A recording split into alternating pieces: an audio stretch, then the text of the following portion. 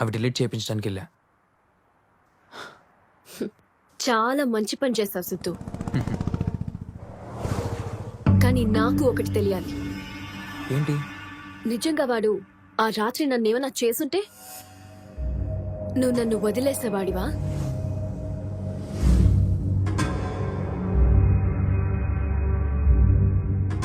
చెప్పు సిద్ధు,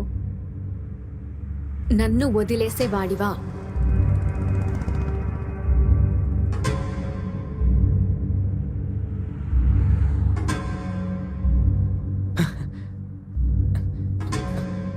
అదంతా ఎందుకు, వదిలేసేయ్.